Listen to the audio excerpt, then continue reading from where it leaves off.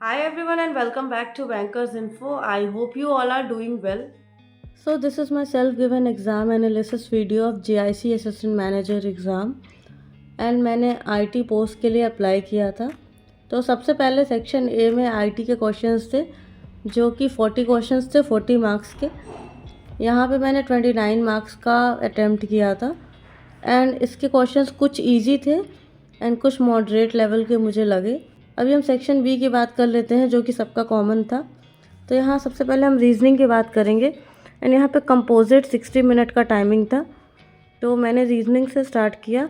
यहाँ पे एक फ्लोर एंड फ्लैट वाला पज़ल था जिसमें 4 फ्लोर्स थे एंड यहाँ 8 लोग बैठ रहे थे। इसके 5 क्वेश्चन थे एंड इसमें 2 वेरिएबल दिया था, एक पर्सन और एक कलर का।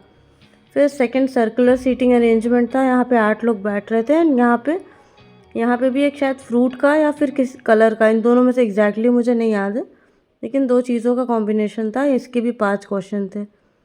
अभी सिलॉक्स के 2 से 3 क्वेश्चन थे। फिर एक हाइट बेस्ड पजल आया था, इसके भी 2 से 3 क्वेश्चन थे।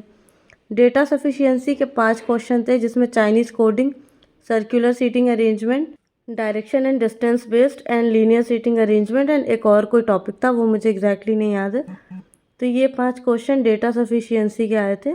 यहाँ मेरे टोटल 20 अटेम्प्ट्स थे एंड जीए का मैंने मेंशन नहीं किया, उसके क्वेश्चन मुझे जैसे ही मिलते हैं मैं कम्युनिटी पोस्ट पे शेयर कर दूंगी। जीए में मेरे 13 अटेम्प्ट्स हैं।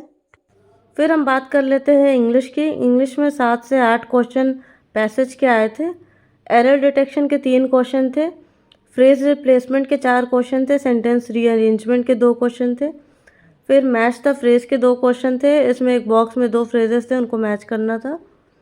And correct uses of a word in a sentence, इसके 2 से 3 क्वेश्चन थे। इसमें एक वर्ड दिया था एंड उसको हम लोग करेक्टली यूज़ किस में हुआ है, किस सेंटेंस में, वो बताना था। यहाँ पे टोटल 25 क्वेश्चंस थे जिसमें मैंने 23 अटेम्प्ट किया है। फिर अभी मैथ्स और कंप्यूटर कंबाइंड आया था, इसके 15 ही क्वेश्चन थे, ज़्यादा नहीं थे। तो मैथ्स की अगर बात करें तो 5 सिंप्लीफिकेशन एंड 5 अरिथमेटिक के क्वेश्चन थे। फिर कंप्यूटर के भी इजी क्वेश्चंस आए थे, बहुत ही बेसिक थे। Hardware, storage device, output device, CPU, यही सारे क्वेश्चन थे। ये 5 क्वेश्चन इसके आए थे। यहाँ पे मैंने 8 अटेम्प्ट किया है एंड यहाँ पे मेरा थोड़ा टाइमिंग का क्रंच हो गया था। लास्ट में मेरे पास 7 से 8 मिनट बचा था, तो उसमें मैंने जल्दी जल्दी ये सारे क्वेश्चंस किए। फिर अभी हम बात कर लेते हैं सेक्शन सी की। यहाँ पे एसे, प्रेसी राइटिंग एंड कॉम्प्रीहेंशन आया था। ऐसे का टॉपिक था अपने बिजनेस को एनवायरनमेंट फ्रेंडली वे में कैसे हम इम्प्लीमेंट कर सकते हैं, ये टॉपिक पे मैंने लिखा था। एंड इसके अलावा प्रेसी राइटिंग आया था फादरहुड पे।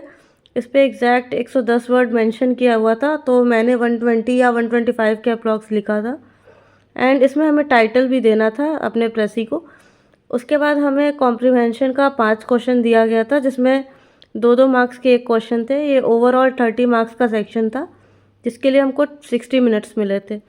तो यहाँ पे जो कॉम्प्रिहेंशन था वो जनवरी इफेक्ट ऑन स्टॉक मार्केट, ये टॉपिक था। इस पे अच्छा खासा 5-6 पैराग्राफ का कॉम्प्रिहेंशन था। इससे 5 क्वेश्चन दिए हुए थे। इसमें वर्ड लिमिट नहीं मेंशन किया था, तो मुझे आइडिया नहीं लग पा रहा था कि कितने वर्ड्स का लिखना है। फिर भी मैंने on an average 50 to 60 word का आंसर लिखा है। तो आप कमेंट सेक्शन में मेंशन करना कि कितने वर्ड्स का आपने लिखा है एंड आप कमेंट सेक्शन में शेयर भी करना कि आपके कितने अटेम्प्ट्स हो रहे हैं section wise. So that's all from my side. Don't forget to like, share, subscribe to my channel Bankers Info.